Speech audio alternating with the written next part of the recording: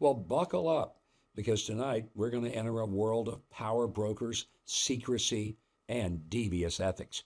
For example, did you know that unseen sensors are watching you watch television? Well, not physically, mind you, but your TV choices are among the data that is vacuumed up by today's information technology. Right now, the sensors know that you are watching me. Now, that's a good choice, of course, but still, it's a little bit creepy, isn't it? All of this information and a lot more is gathered into tailored reports for sponsors and others. And the TV data is only a tiny fraction of what the information industry knows about you, about your purchasing at stores and online, vacation preferences, traffic tickets, you name it. All of this information being collected and used by those that our guest tonight calls the Controllogarchs. Sound intriguing? You bet it is. Well, meet one of my very favorite guests that I've had on for my weekend show, and that's Seamus Bruner. He's got a new book. It's got the official title of Controllogarchs, Exposing the Billionaire Class, Their Secret Deals, and the Globalist Plot to Dominate Your Life. Now, that's a pretty big mouthful, Seamus, but the book is a treasure chest of startling information. So glad to have you come back in and talk about it. And I want to get underway by helping our audience understand that by trade, you are an investigative reporter.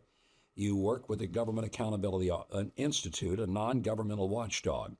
And that means that you don't just have a feeling about people, you dive into data and facts and report what you find. You talk about a lot of powerful people in your book. Bill Gates, Mark Zuckerberg of Facebook, and Jeff Bezos of Amazon, to pick a few. Now, these folks all have well-polished public images, sculptured by experts. But Seamus, you kind of dig beyond the exterior. So explain what you do in trying to find out who are these people. Yeah, that's right, Governor. It's great to be with you again. I work with a gentleman named Peter Schweitzer. Some of your viewers may have heard of him. And our job at the Government Accountability Institute is to follow the money. We followed it to the Bidens, the Clintons, various government agencies, and how they're misusing our taxpayer money. But for this book, Controllogarchs, I really wanted to follow the money all the way to the top. A lot of people got the feeling during Biden's term that he wasn't the one calling the shots. And sure enough, you look at people like Bill Gates during the pandemic. He was basically the one who wrote the script that Anthony Fauci was reading from. And Mark Zuckerberg, he donated, as many people know, $400 million. A lot of people argue that Mark Zuckerberg is the reason that Joe Biden was named president in 2020. And then, of course, George Soros is a major character, Jeff Bezos. All of these controllogarchs, as I call them, they are giving massive amounts of money to the government, to politicians, to get their way. And so what is their agenda? I sum it up in one word: they want to control. And you mentioned the information, the data that they are brokering. Why would they want to know what your TV preferences are? They want to know a whole lot more than that. They want to know what temperature you're keeping your house with the smart thermostats that Amazon puts out, and the Ring doorbell camera. They want to know what you're talking about. And all of this is to nudge you in a direction that you may not want to go. Until 1972, America was on the gold standard. And what that meant was that all of our dollars were actually backed up by physical gold. We changed that. And as a result, gold actually became worth a great deal more because it means that it's going to hold value even when the dollar, due to inflation, begins to shrink. It's one of the reasons that owning physical gold and silver makes a whole lot of sense for people who want to protect their wealth, who want to protect the things that they've worked so hard for their entire lives. Well, if you're going to buy gold and silver, I recommend you buy it from American Hartford Gold. It's who guides me on buying gold and silver. They're the only precious metals company that I would recommend. Now, you can call or text and request a free, no-strings-attached gold and silver information kit from American Hartford Gold. Learn how to protect your nest egg with a tax-advantaged gold IRA. and you could get up to $15,000 worth of free silver on qualifying purchases.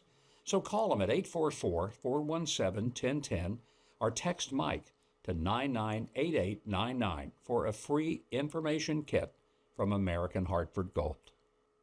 You know, a lot of people bought the electronic devices through Amazon called Alexa. And it sounds like, oh, what a wonderful thing. Alexa, what's the weather today? Alexa, what is the state capital of North Dakota? And Alexa would answer. But what people weren't realizing is that old Alexa was listening to every single thing going on in your house. And people suddenly started saying, maybe I don't want somebody listening to every single thing in my house.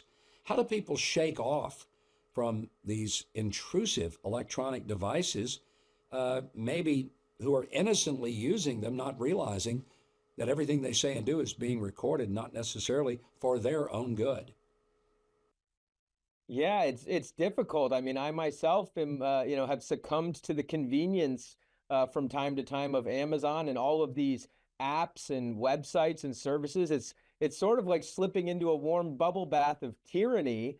What you really need to do is one by one cut these things out of your life. You need to find local is really the solution to these globalist caused problems. You need to find local things you can buy, support local farmers markets. I mean, I know it seems sort of small, but the less money that you give to Amazon and the other Controllogarch entities, the more we can take back our lives. So what does Amazon, for example, do with the information they collect on us? If they see that I'm looking at a particular type of mixer or a particular type of maybe a brand of detergent, I mean, who cares? Why would they want that information? How can they use it that at some point might have a nefarious purpose?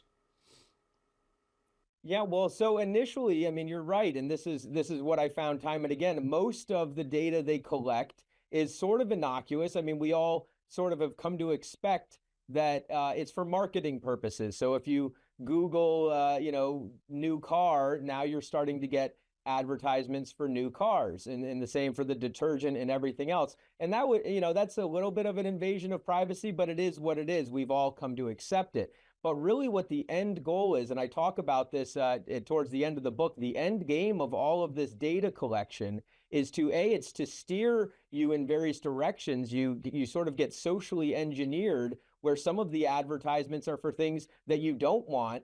And some of the content that you see, especially with Google and on the social platforms, you start seeing content that goes against your values. That's one, the social engineering. But number two, the whole point of this is for AI. I mean, AI has tremendous potential to do good things in healthcare and helping find cures for diseases, but it has tremendous power for bad things. And so as more and more of our data, it informs this sort of blob of artificial intelligence, the end goal, and these guys in Silicon Valley, they talk about it all the time, is to get to a system of a social credit score, much like they have in China. It seems shocking, but many of the Silicon Valley guys, they actually admire the system that China has, where you can kind of know everything about everybody with face scanners and all of that. And the ultimate end goal, this is according to Sam Altman of OpenAI, the maker of ChatGPT. It's one of the most prominent artificial intelligence companies, is to get to a universal basic income for people. How it works is artificial intelligence will result in major layoffs. You're already seeing them start happening now. And so then you end up with lots of unemployed people. Sooner or later, people are going to be asking for checks. And so you combine this, it's heavy stuff, but you combine this universal basic income of people who no longer are useful to the workforce with the social credit score, and you have a total system of control. It's very scary stuff. And, it sounds like a dystopian future, but it is being built all around us right now. Personal safety has become a major concern. So wouldn't it be helpful to have a new and easy way to protect you and your loved ones? Well, one way to stop the threat without having to shoot and possibly kill someone is available. Hello, I'm Mike Huckabee, and I found exactly how to have full protection without lethal force. It looks like a gun acts like a gun, but it shoots chemical irritants and kinetic rounds, not actual bullets. The name is Byrna, B-Y-R-N-A. Now imagine being able to protect yourself without the legal or moral concerns of carrying an actual firearm. The Byrna is legal in all 50 states. No background checks are required, and it can be shipped directly to your doorstep. Most importantly, it's built to immediately stop an attacker without taking a life. The peace of mind you have is free. It's easy to use and doesn't have the strong recoil that real guns have, and you don't need ear protection either.